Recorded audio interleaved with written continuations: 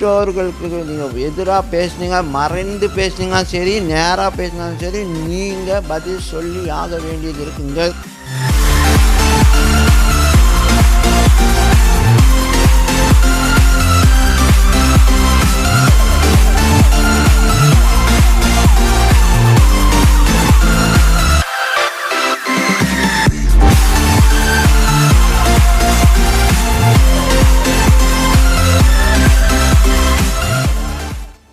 கொஞ்சம் கேளுங்க.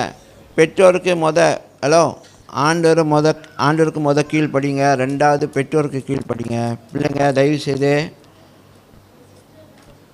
பயப்பிள்ளைங்களா கேளுங்க, இளைய தலைமுறையை கேளுங்க, பெற்றோருக்கு கீழ்ப்படிங்க. உங்கள் பெற்றோருக்கு எதிராக ஒரு வார்த்தை பேசுனீங்க மரியாதை இல்லாமல், அதுக்கு நீங்கள் கணக்கு கொடுக்க வேண்டியது வரும்.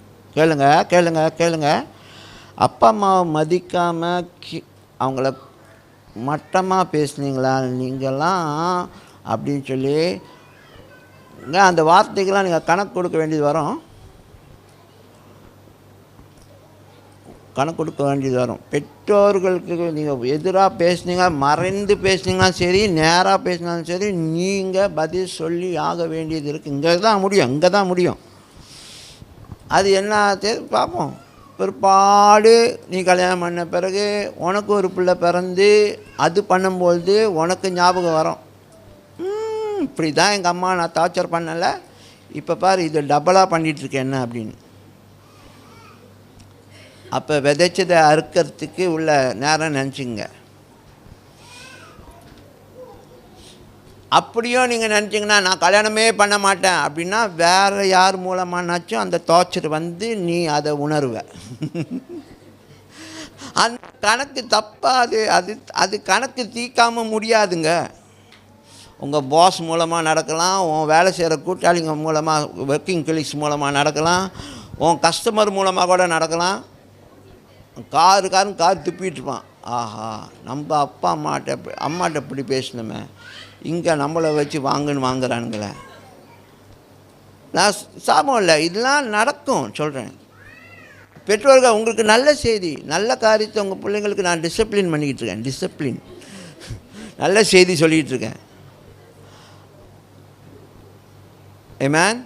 போய் சொல்லுங்கள். உங்கள் பிள்ளைங்க யாரெல்லாம் கீழ்ப்படியாமல், யாரெல்லாம் உங்கள் பேச்சை கேட்காம இருக்க சொல்லுங்கள். இன்றைக்கி போய் சொல்லுங்கள், இன்றைக்கி செய்தி இப்படி வந்துச்சு, நீ அதை பத்திரமா அப்படி போய் வீராப்பா பாஸ்டர் நான் பேசுகிற மாதிரி பேசுகிறாதீங்க, அழகாக கூப்பிட்டு பக்கத்தில் தோளில் கை போட்டு சொல்லுங்கள், இன்றைக்கி செய்தி வந்துச்சு, அப்பா அம்மாவுக்கு கீழ்ப்படியணும், இல்லைன்னா அது ஒன்றை திருப்பி வந்து அடிக்கும்.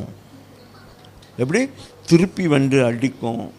எத்தனை பேர் முதலையை பார்த்துருக்கீங்க? முதல்ல முன்னுக்கு வாய் காமிக்கும், ஆனால் அதோட எதிர்த்து வேலை செய்யும். தேள் பார்த்துருக்கீங்களா? தேள் அதுவும் அப்படி தான் வரும், ஆனால் வேலை செய்கிறது வாள். அந்த மாதிரி உங்களுக்கு திரும்பி வந்து பச்சக்குன்னு கொடுக்கும். இதெல்லாம் ஆண்டோட தண்டனை இல்லை.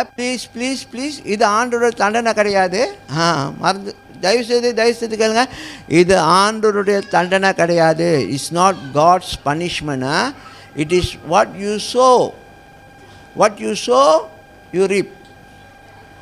அப்போ அவதானம்